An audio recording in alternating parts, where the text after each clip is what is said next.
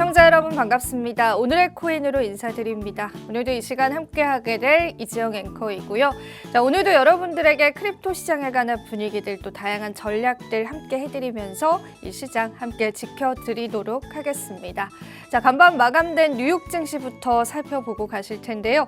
뉴욕 증시 같은 경우에는 간밤에는 일제히 상승 마감한 모습이었습니다. 우리가 검은 수요일이라고 일컬었었던 전장의 하락폭을 그대로 다시 한 번 더 반등해주면서 각각 1%가량의 상승률로 마감을 했는데요. 다우존스가 0.39%의 상승률, 나스닥과 S&P 500 지수는 1.35%, 0.8%의 상승률로 마감됐습니다.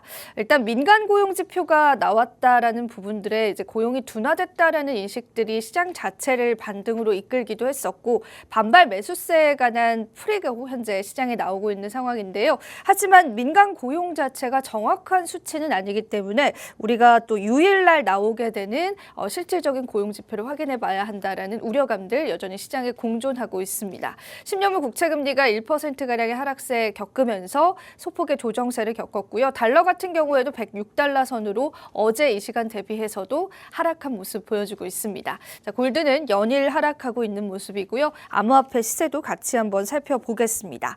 자, 비트코인 역시나 좋은 흐름도 이어져 가고 있습니다. 27,700달러 선에서 현재 거래되는 모습이고요. 이더리움도 어제 시장 대비해서 크게 변동성 없이 1,640달러 선에서 거래되고 있습니다. 자, 리플은 0.53달러로 역시나 큰 변동성 없고요. 최근에 솔라나의 상승세가 조금 두드러졌는데 현재 구간에서는 0.6%의 상승을 나타내면서 23달러 선에서 거래되는 모습입니다. 그 뒤를 카르다노 에이다가 쫓아오고 있습니다. 0.26달러, 도지코인 0.06달러로 크게 변동성 없는 모습입니다. 자, 이렇게 암호화폐 시장 자체를 이끌었었던 건 아무래도 SEC의 항소 신청에 관한 기각 사안 때문이었을 텐데요. 오늘 그 부분에 관한 이야기들 하나하나 풀어드리면서 현재 크립토 시장에 어떤 호재들 기다리고 있을지 체크를 해드릴 테니까 우리 크립토 투자자분들께서 끝까지 집중해 주시면 좋을 것 같습니다. 자, 오늘 이 시간 함께해 주실 오실 파트너스의 퍼즈 대표님 한번 모셔볼게요. 자, 대표님 인사 나눠보겠습니다. 반갑습니다.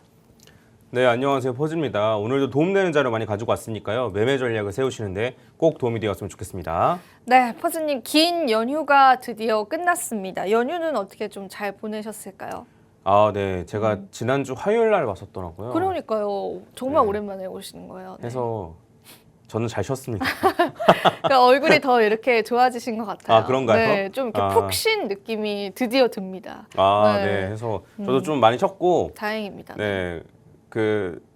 쉬는 건 언제나 좋더라. 그렇죠. 좀 쉬어야죠, 사람이. 네. 그래도 이제 내일까지만 버티면 또 이제 3일 쉬지 않습니까? 맞아요. 네, 그래서 또 다들 연휴죠. 힘내셨으면 좋겠습니다. 네, 안타깝게도 이제 저희 크립토 시장은 또 24시간 돌아가는 시장이기 때문에 연휴 때 뭐 그렇게 마음 놓고 또 쉬지는 못했을 투자자분들도 있으셨을 것 같고 그래도 우리가 최근에 호재성 뉴스다라고 한다면 역시나 SEC의 또 기각 사건이 될 것 같은데 오늘 그 부분에 관해서 또 이야기를 하나하나 타임라인을 또 정리를 해주신다라고 해요. 그래서 이야기를 바로 한번 좀 들어볼까요?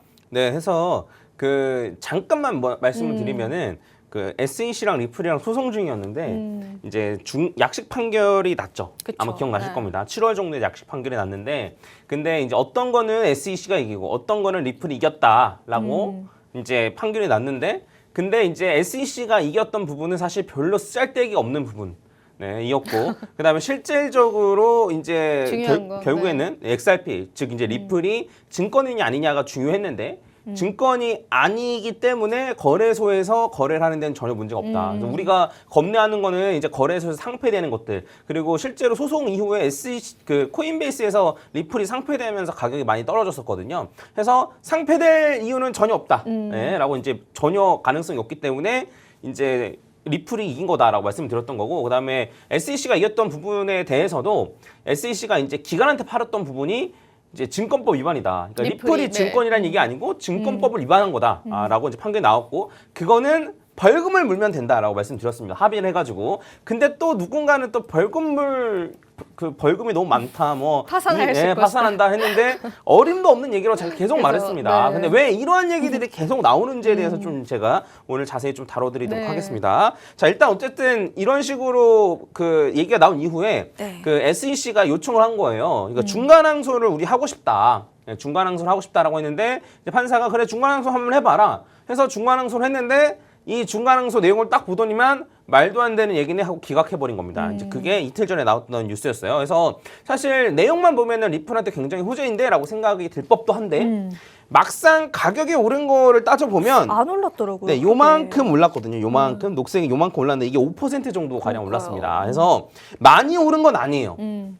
근데 왜 많이 안 올랐는지까지 오늘 같이 한번 다뤄보도록 하겠습니다. 물론 이거는 제 생각이겠죠. 근데 아마 어느 정도 공감이 되실 거라 생각을 해요. 자, 중간 항소가 이제 뭔지부터 말씀을 드리면은 일단은 사건이 아직 종결되지 않았어요. 그래서 그 약식 판결로 해가지고 거의 다 나왔지만 하나의 요 하나에 대해서는 내년 4월에 이제 판결 내거든요. 그 아시겠지만 갈링하우스가 잘못했냐 못했냐. 그러니까 이제 그쵸. 요거는 네. 리플사랑 XRP랑은 이제 관련 딱히 없고 그다음에 갈링하우스가 알면서 방조했냐 안 했냐. 이거를 이제 배심원들을 딱 해놓고 이제 판결이 내년 4월에 있습니다. 그래서 원래 항소를 하려면 이 4월에 이게 다 끝난 다음에 원래 항소를 진행해야 돼요. 근데 SEC가 그때까지 못 참고 중간 항소를 진행한 겁니다. 그래서 그 판결이 아직 다 끝나지 않았음에도 불구하고 이제 항소를 하는 것 이게 이제 중간 항소다라고 보시면 될 것 같습니다. 해서 이제 8월 9일 날 중간 항소를 해도 된다라고 하고 나서 이제 중간 항소를 신청했는데 이제 10월 3일 날 이틀 전이죠. 이제 너네 말도 안 되네 중간 항소 이거 말이 안 되네라고 하면서 중간 항소를 기각을 한 겁니다. 그래서 요 관련해서 제가 조금 더 자세히 이제 살펴보면은 그 애초에 약식 판결 내용을 볼 수밖에 없는데 네. 약식 판결의 내용이 이제 이렇습니다. 뭐냐면 리플이 이제 여기서 말하는 리플은 리플사를 말하는 거예요. 회사를 말하는 거예요. 리플사 같은 경우에 기관한테 판매한 거는 증권법 위반이다. 네. 그리고 요거는 어쨌든 SEC의 손을 들어준 거고. 근데 나머지 부분에 대해서는 전부 다 리플이 손을 들어준 거예요. 그래서 리플이 거래소에 판매한 것도 기각. 그다음에 리플이 뭐 다른 기타 배포한 것도 기각. 네, 그다음에 다른 것들을 다 기각 해가지고 요것만 이제 SEC가 이긴 거고 나머지는 다 리플이 이긴 건데 이제 리플이 개인한테 파는 것 자체는 혹은 개인들끼리 주고받는 개인한테 판다기보다는 개인과 개인이 리플을 사고 파는 것 자체는 아무리 SEC가 주장해도 뒤집어질 것 같지가 않은 그쵸, 거예요. 그쵸. 그래서 요 중에 딱 2번 얘 하나만 이제 항소를 한 겁니다. 네, 해서 리플이라는 회사가 거래소에 이제 판매한 것 자체는 요거는 증권법 위반으로 봐야 되지 않냐. 해서 요걸 이제 항소를 한 거예요. 그래서 요거에 대한 내용을 이제 어쨌든 그 SEC가 이제 항소 내용을 제출했는데 어떠한 이유를 들어서 어쨌든 항소를 했을 거 아닙니까? 근데 이제 그 내용이 이제 요거였어요. SEC가 주장한 거는 이번 판결이 법리 해석의 통제 범위에 관련이 있다. 여기서부터 여기까지 적용시켜야 되는데 아닌 것 같다. 약간 이런 얘기를 하는 거고 그다음에 의견 차이에 대한 상당한 근거가 있다. 우리는 근거가 있다.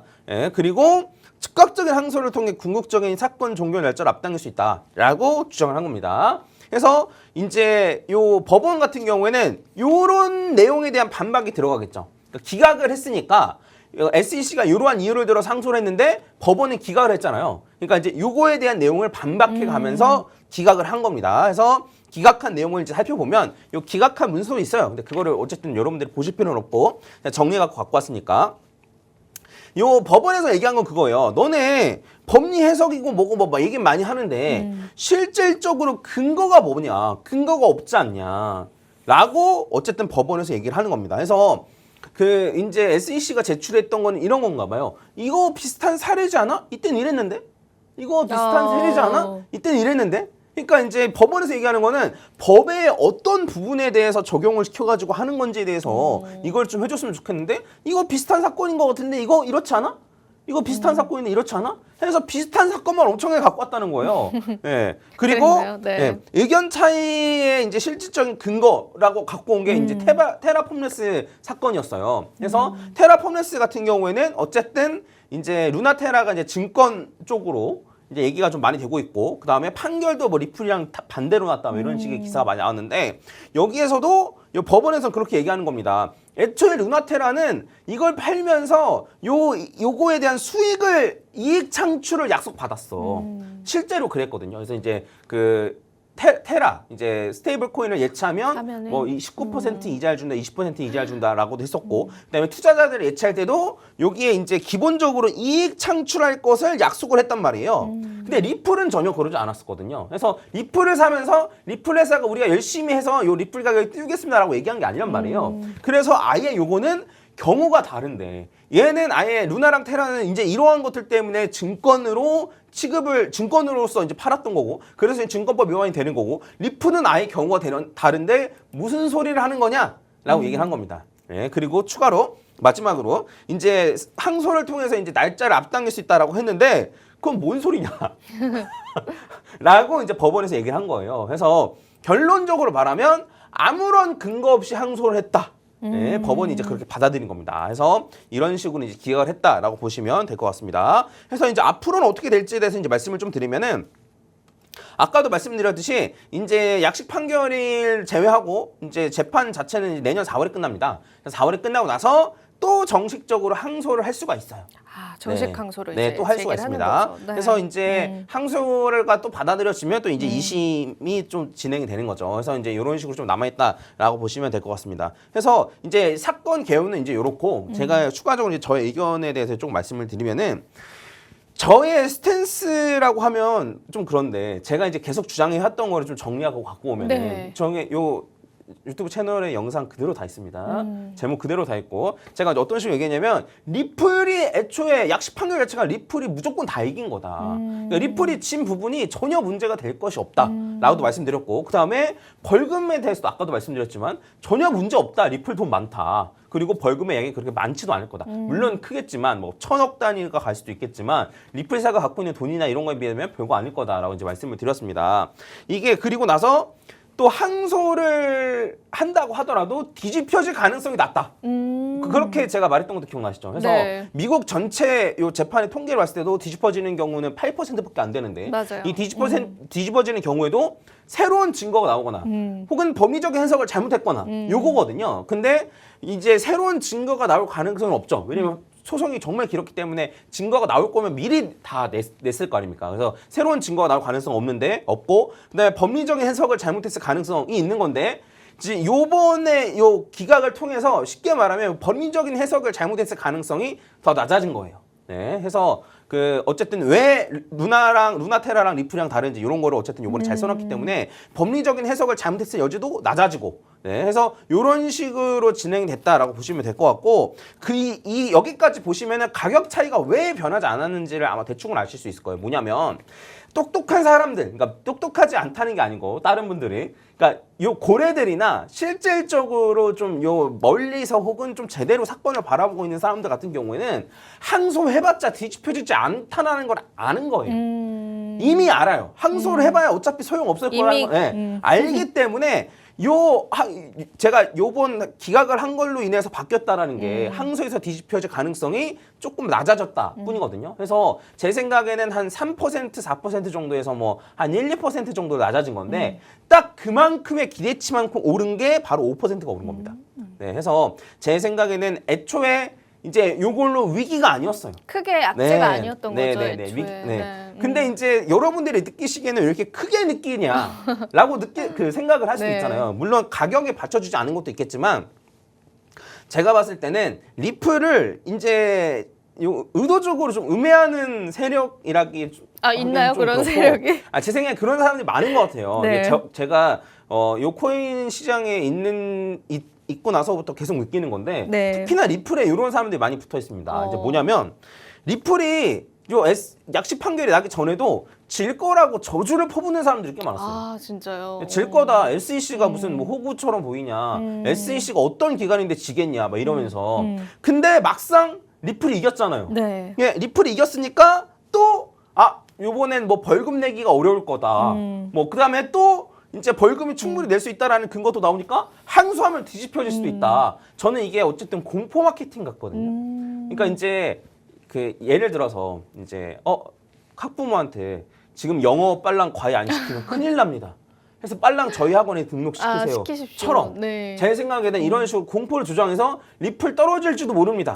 저희 마진거래에서 이용하세요. 혹은 제 레퍼럴 사용해가지고 마진하세요. 이런 식으로 제 생각에는 공포 마케팅을 하는 게 아닌가. 혹은 이러한 얘기들을 공포를 조장해서 그냥 조회수만 많이 늘리려고 하는 의도가 가스라이팅 아닌가. 아닌가요? 네, 전 이렇다고 생각을 합니다. 그래서 어쨌든 여러분들이 이런 거에 좀 빠지지 않으셨으면 좋겠고 네. 이런 거에 좀 당하지 않으셨으면 좋겠다. 제대로 사건을 보고 있는 사람들은 항소해봤자 소용없어.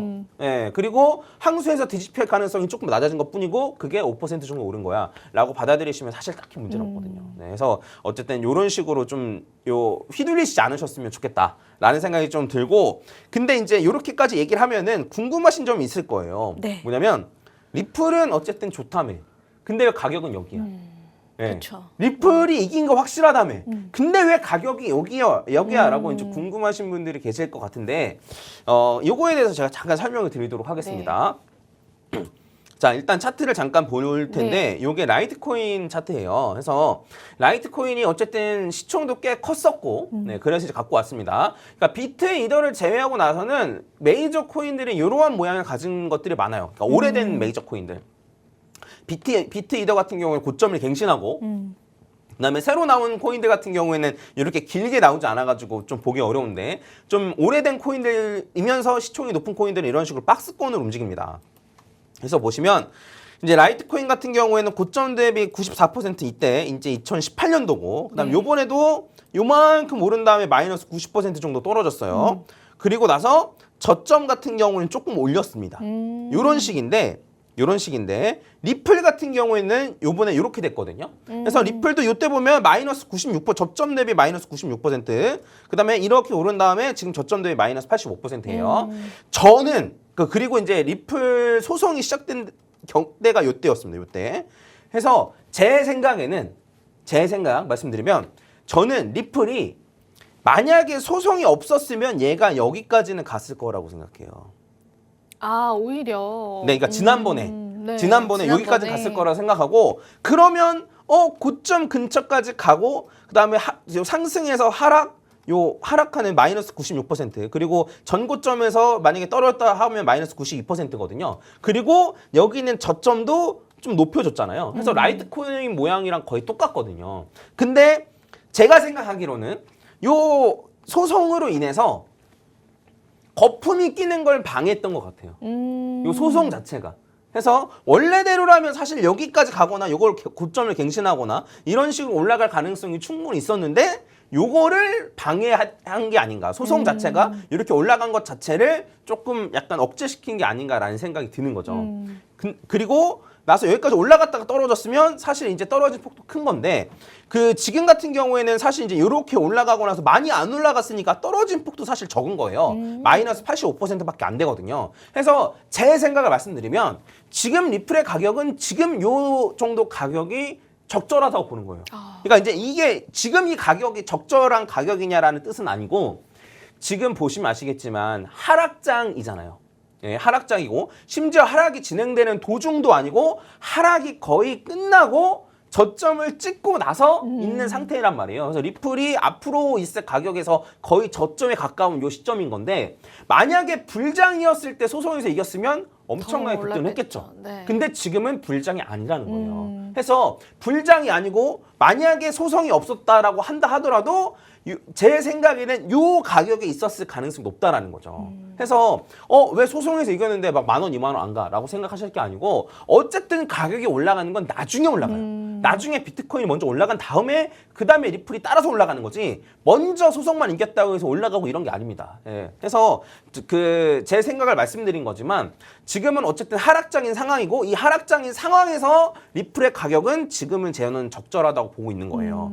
그러면 소송이 이긴 게 전혀 의미가 없냐라고 물어보시면 또 그건 아니죠. 네. 뭐냐면 아까 전에 말씀드렸듯이 지난번 불장 같은 경우에는 거품이 끼는 걸 억제시켰다 그랬잖아요. 그래서 제가 무빙을 너무 재밌게 봤는데, 네. 봉석이가 이렇게 안 떠오르려고 약간 닮으신 것 같은. 봉석이. 네. 안 떠오르려고 막 엄청나게 무거운 가방 같은 걸 맞아요. 메고 있잖아요. 네. 그리고 도시락 가방도 하고 막 모래주머니 차고 이런 건데, 그쵸. 제 생각엔 그런 상태였다고 보시면 될 것 같아요. 근데 이 소송이 어쨌든 다음번 불장이 오기 전에 마무리가 되잖아요. 네. 내년 4월에 소송이 다 끝나고 나면 항소를 하고, 그 항소가 뭐 받아들여질지 아니면 뭐 진행될지 모르겠지만, 어쨌든 불장이 끝나기 전에 어쨌든 그게 소송이 마무리될 거라는 거죠. 불장에는 요 소송이란 이슈가 없을 거기 때문에 요번에 오는 불장에는 요 리플이 가격이 엄청나게 뛸 가능성이 높다라는 거예요. 해서 소송의 의미가 없냐라고 하면 그건 아닌 거죠. 당장 소송이 이겼다고 막 지금 당장 10,000원, 20,000원 가지 않았으니까 리플은 망했어라고 볼 게 아니고 어쨌든 하락장이니까 지금 가격에 있는 것이고 앞으로 불장이 온다라고 하면 저는 2025년 정도라고 생각하는데 그때에는 이러한 걸림돌 없이 온전히 오르고 추가적으로 거품도 낄 수 있다라는 거죠. 네, 거품 저 무조건 낄 거라고 생각하는데 그래서 막 이렇게 된다라고 하면은 지난번 불장과는 다르게 꽤 많이 오를 수 있다라고 좀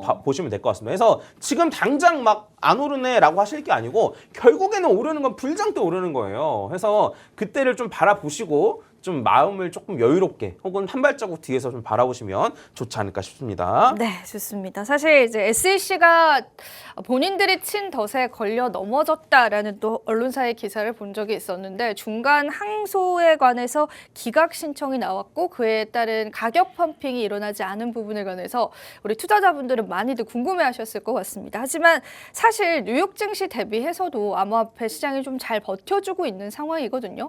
만약에 지금의 상황이 불장에 일어났다면 거품이 낄 정도로 큰 상승률을 기대해 볼 수 있었을 테니까 앞으로 우리가 추후의 시장 상황들 더 지켜보면 좋지 않을까 싶습니다. 오늘 하나하나 타임라인들 좀 잘 분석을 해드렸고요. 또 역시나 판결 냈던 토레스 판사 역시도 법적인 실질적인 근거가 없다라고 판결을 했습니다. 그렇기 때문에 SEC의 이러한 횡보들이 언제쯤 또 브레이크가 걸릴지에 관해서도 우리가 좀 지켜봐야 할 요소인 것 같습니다. 자, 그리고 연휴 사이에 굉장히 급등한 알트코인이 있었습니다. 솔라나 코인이 저희가 쉬는 동안 굉장히 큰 상승률을 나타냈는데 솔라나 코인에 관한 분석들을 오늘 좀 마지막으로 들어보고 이 시간 마무리해 보도록 하겠습니다.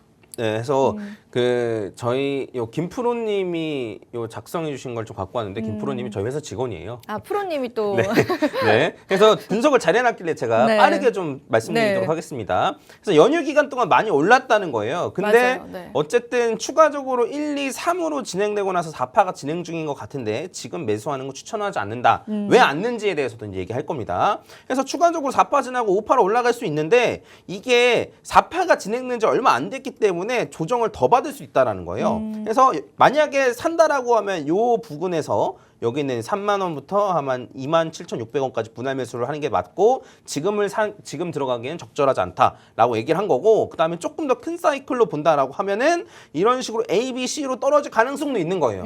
그래서 만약에 여기까지 떨어진다라고 치면은 여기서 손절을 해야 되거든요. 78.6%까지 떨어진다라고 손절을 해야 되는데 근데 그러면 지금 샀다라고 하면은 수익 구간은 이만큼 기대해 볼 수 있고 여기까지 떨어지면 손절이라는 거예요. 해서 이렇게 한다라고 치면 지금 들어간다라고 하면은 손익비가 별로 좋지 않다라는 거예요. 해서 어쨌든 한 번 더 올라갈 가능성이 높긴 하지만 지금 매수하기엔 좀 적절하지 않아 보인다. 그리고 추가적으로 한 37,000원이나 한 4만 원까지 올라가면 좀 매도도 생각을 해보면 좋겠다라고 이제 얘기를 이제 적은 거고 추가적으로 여기 김프로님이 얘기했던 매수 구간에서 매수를 한다라고 치면은 평단가가 이렇게 잡히거든요. 그러면 여기에 평단가가 잡히면 수익 구간은 이렇게, 손절 구간은 이렇게라서 손익비가 굉장히 좋아집니다. 그래서 딱 단타를 하실 때는 여러분들이 반드시 원하는 구간에서만 들어가시고 그다음에 올라갈 가능성이 높으면서 손익비도 좋은 구간을 찾아가지고 들어가시는 게 좋습니다. 그래서 이런 식의 분석 종종 소개해드릴 수 있도록 해보겠습니다. 네, 좋습니다. 김프로님도 한번 스튜디오에 모셔봐야겠네요. 네, 김프로님의 분석까지도 현재 들어봤고요. 솔라나 코인은 또 현재 구간에서의 매수하실 때는 조금의 또 손익비를 생각하셔서 신중한 매수를 하셨으면 좋겠습니다. 자, 오늘 이렇게 해서 저희가 리플과 SEC의 소송에 관한 타임라인부터 또 솔라나 코인에 관한 분석대까지도 함께 들어보는 시간이었습니다. SEC의 이러한 독주들 언제쯤 멈춰지게 될지 우리가 또 크립토 투자자로서 계속 지켜봐야 할 사안인 것 같고요. 자, 어쨌든 법원의 기각 신청은 우리에겐 또 좋은 소식이지 않았을까 싶습니다. 자, 연휴 기간에 그래도 또 우리의 허전한 마음을 달래줄 또 호재성 뉴스들 심심찮게 나왔다라는 부분들도 기억해 주시면 좋을 것 같습니다. 자, 오늘은 저희가 여기서 한번 마무리해 보도록 하겠습니다. 투자 고지 드리면서 물러나 보도록 할게요. 본 방송에서 제공하는 정보는 투자 판단에 대한 조언일 뿐입니다. 가치 판단, 상승 하락 보장하고 있진 않다라는 점 다시 한번 유의 부탁드리고요. 저희는 내일 이 시간 다시 찾아뵙도록 하겠습니다. 오늘도 시청해 주신 여러분 고맙습니다.